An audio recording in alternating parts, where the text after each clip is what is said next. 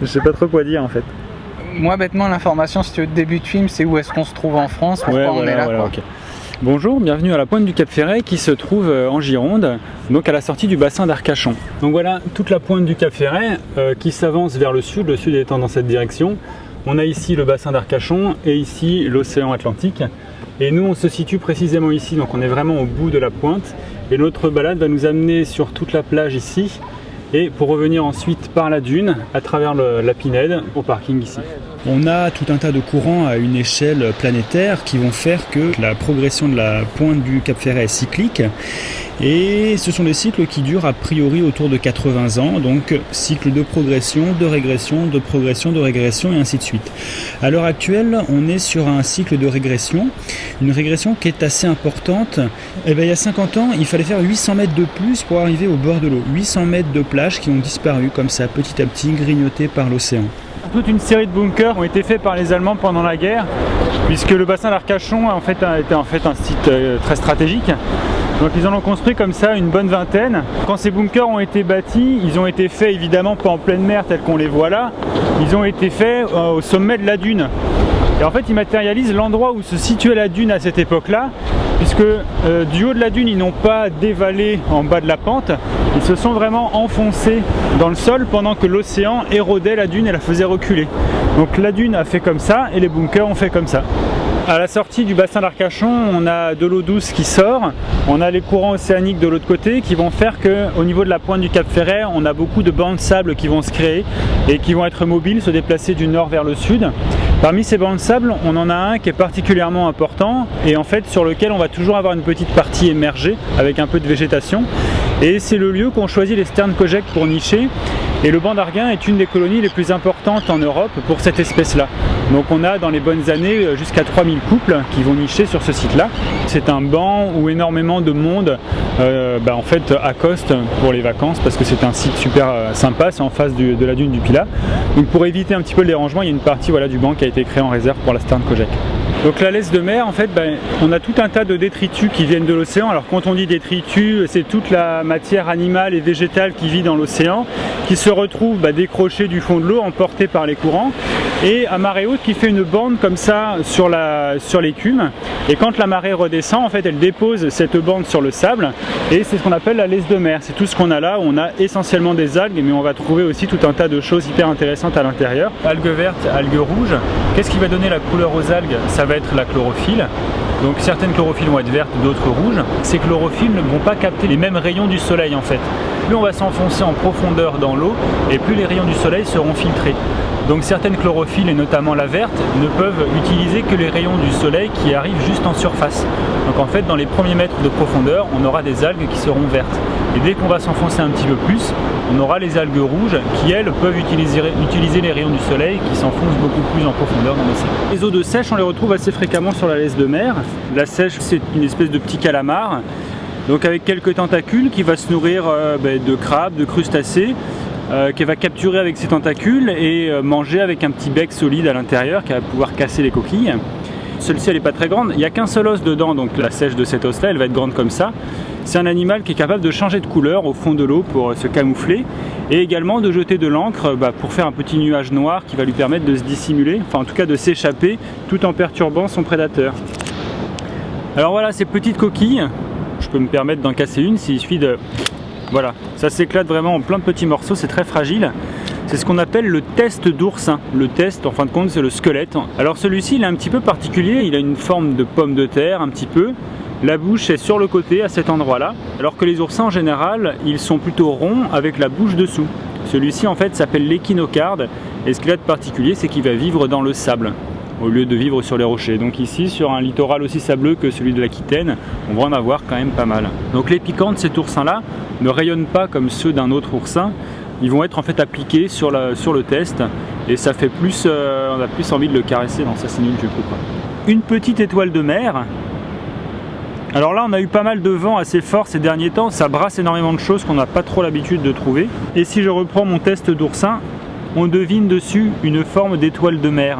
En fait oursin et étoile de mer c'est la même famille, on appelle ça les échinodermes. Ça alors c'est un petit peu particulier. Ce sont des œufs en fait. Ceux-là ont déjà éclos, on voit, ils sont tout ouverts à l'intérieur. Et ce sont des œufs d'un coquillage qu'on consomme volontiers dans les restaurants et même chez soi, ce sont des œufs de bulot. Ceci n'est pas une algue, même si on le trouve une fois de plus parmi les algues de la laisse de mer. C'est d'origine animale, c'est une capsule d'œuf de raie. C'est une capsule extrêmement solide, elle est faite en kératine, c'est la même matière qui fait nos cheveux, nos ongles. Et en fait, la raie va pondre cette capsule avec à l'intérieur un œuf. L'embryon va se développer et quand il sera suffisamment grand, il sortira par une petite ouverture spécialisée. Et après, cette capsule, elle est laissée à l'abandon, elle se décroche du fond de l'eau où elle est attachée, les courants les ramènent et on les retrouve sur le bord de plage. Dans le même genre, on va trouver ces capsules-là. Alors ça, c'est un petit peu différent de celle de la raie, dans le sens où sur la raie, on a 4 cornes de chaque côté. Là, on n'en a que 2 en haut, et puis on a aussi tous ces petits tortillons qui vont lui permettre de s'accrocher à la végétation au fond de l'eau. Et ceci est une capsule d'œuf de requin. Pas n'importe quel requin, hein. Que ce soit pour les raies ou les requins, toutes les espèces ne pondent pas des capsules. Là en l'occurrence c'est la roussette. La roussette adulte qui est grande comme ça. La physalie, c'est un animal qui vit plutôt au large, en pleine mer, et qui est rabattu sur nos côtes lors des fortes tempêtes, mais ça reste assez occasionnel. En fait, ce n'est pas vraiment une méduse, contrairement à ce qu'on pourrait penser, c'est une colonie en réalité de plusieurs types de polypes. On a ici ce qu'on appelle le flotteur, ou le pneumatophore, et qui est en fait gonflé d'un gaz qui ressemble à l'air et qui va permettre à la colonie de flotter en surface. Et ensuite, sous ce flotteur, on va avoir les 4 sortes de polypes. Alors on en a un, ça va être celui qui forme ces longs tentacules, ce sont les polypes chasseurs. Ce sont eux qui peuvent être dangereux pour l'homme et qui peuvent mesurer pour les plus grandes physalies jusqu'à 50 mètres. Donc ces polypes vont aller capturer tout un tas de petites proies qui passent à proximité, notamment des petits poissons. Et ensuite, c'est une deuxième sorte de polypes qui vont ramener les proies jusqu'à la 3e sorte de polype qui va les digérer. Et la 4e, en fait, sert à la reproduction de la physalie. Alors si la physalie peut être un animal dangereux pour l'homme, il y a certains animaux qui sont immunisés contre son venin, et notamment une espèce de tortue qui est la tortue kawan, et qui est l'un des prédateurs de la physalie. Les seiches, les poulpes, les calamars sont des animaux assez intelligents. Alors il y a une certaine espèce dont la femelle est réputée capable d'arracher les polypes chasseurs de la physalie pour s'en servir en fait comme moyen de défense. Donc toute cette laisse de mer va nourrir une quantité astronomique d'animaux, notamment les oiseaux, et ça va également se décomposer et être transporté par le vent jusque dans la dune et en fait nourrir la dune. Toutes les plantes qu'on va rencontrer maintenant sont là parce qu'en fait elles trouvent leurs nutriments dans la décomposition de la laisse de mer. Donc ça y est, on recule, maintenant on s'éloigne un petit peu de l'océan. Donc là on a la dune qui monte et nous on se trouve au pied de cette dune sur ce qu'on appelle en fait la dune embryonnaire. Donc c'est une partie qui va être vraiment recouverte que lors des très fortes marées ou lors des tempêtes. Donc on a déjà une végétation qui peut s'installer ici, mais qui sera très particulière puisqu'en fait elle est vraiment soumise directement notamment à la salinité de l'eau et au recouvrement. Donc on a vraiment une plante qui est typique de la dune embryonnaire, c'est celle qu'on a à nos pieds. Elle s'appelle le caquilier maritime. Et si on regarde ses feuilles, on dirait des plantes grasses, elles sont vraiment très épaisses, pleines d'eau. Et en fait ce qui lui permet d'accumuler de l'eau douce comme ça et de ne pas être trop soumise à la salinité de l'eau de mer. Et ce qu'on va faire maintenant, c'est qu'on va monter là-haut et on va aller voir ce qui se passe dans la dune blanche. Nous voilà sur la dune blanche. Comme on le voit, c'est le premier rempart contre les intempéries, hein. C'est vraiment le premier rempart contre les intempéries. Tu veux dire qu'en fait c'est le premier rempart contre les intempéries. C'est une dune qui évolue énormément, donc les plantes qui vont vivre là doivent être adaptées à cette mobilité. Parmi ces plantes adaptées à la dune blanche, on a l'Oya, c'est vraiment la plante la plus caractéristique en fait de ces dunes-là. C'est une graminée qui en fait avec ses longues tiges va stopper le sable et en fait l'accumuler au sol. Donc elle, pour se maintenir sur la dune, elle va avoir des racines qui se développent en surface, enfin en surface pas très profond, des rhizomes qui vont pouvoir redonner de nouvelles pousses un petit peu plus loin. Et c'est une plante qu'on utilise beaucoup en aménagement quand on veut justement stabiliser la dune. L'autre plante vraiment caractéristique de la dune blanche, c'est celle-ci. C'est le panico maritime. Pour résister au mouvement de la dune, pour la stabiliser en fait, le panico va avoir des racines qui s'enfoncent, elles, énormément en profondeur et qui peuvent aller jusqu'à 3 mètres.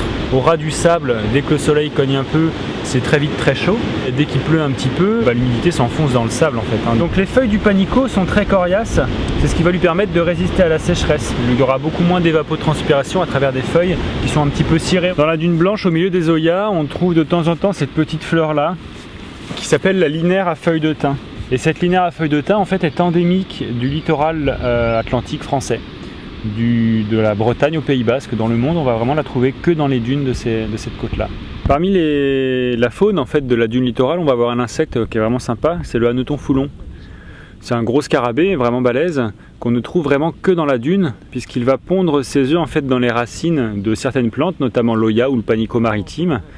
Et la larve va y vivre à peu près 3 ans à s'en nourrir avant de sortir et de donner ça.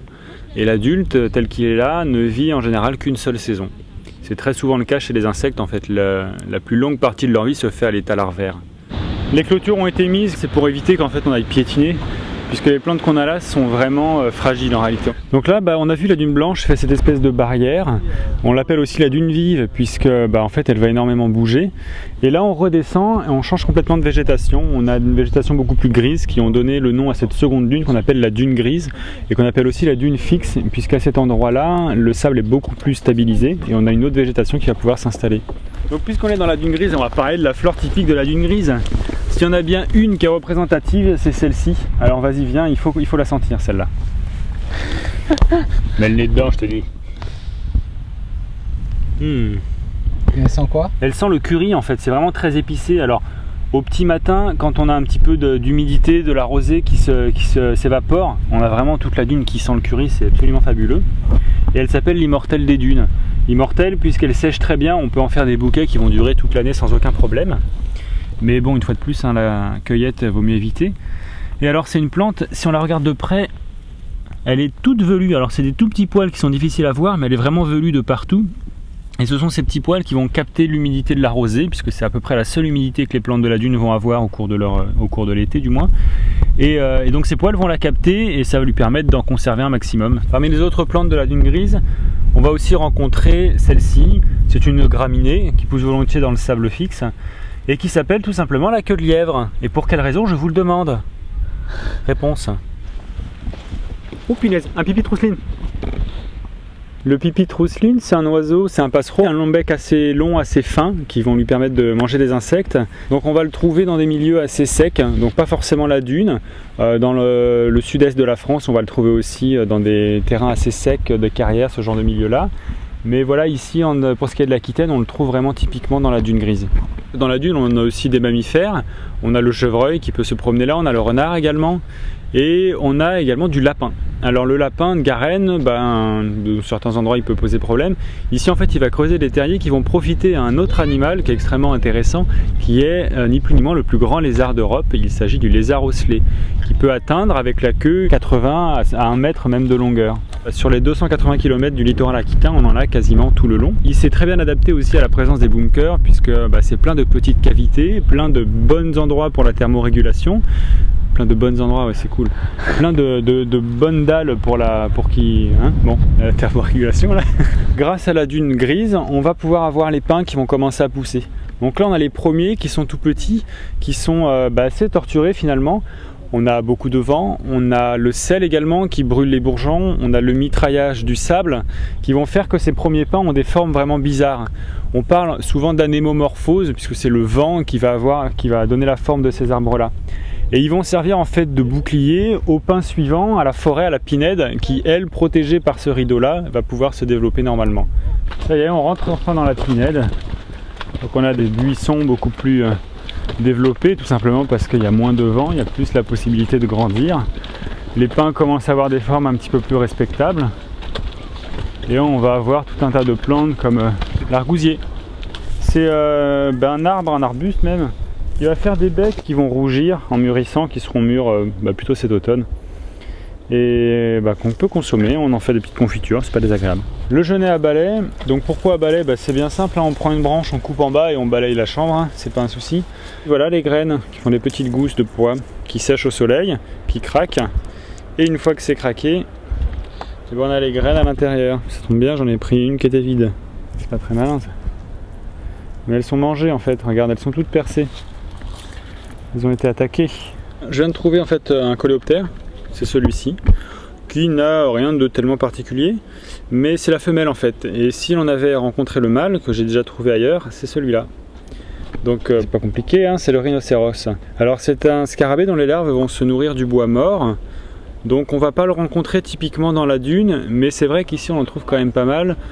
pour différentes raisons, et notamment pour stabiliser la dune. En fait, on a souvent étalé à la base beaucoup de branchages avant de planter des zoyas.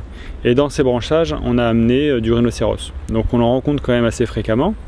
Et ce qui est intéressant, c'est qu'il existe un autre insecte, le plus grand hyménoptère d'Europe en fait, qui s'appelle la scolie des jardins, et qui en fait est une espèce qui va parasiter le rhinocéros et uniquement le rhinocéros.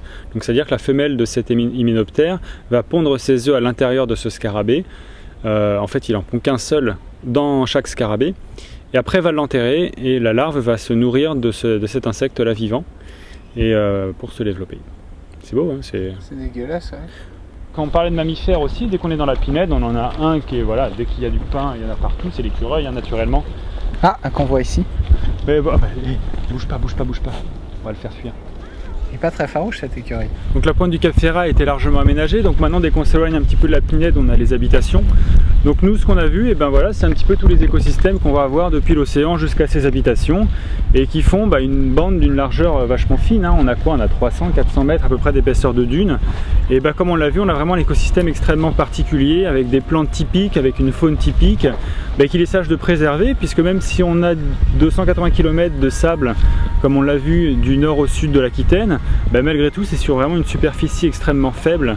Donc voilà, un milieu à préserver et puis surtout à explorer, puisque on n'a pratiquement rien vu en fin de compte, hein. Vraiment l'essentiel de ce milieu là, il en reste encore beaucoup à voir.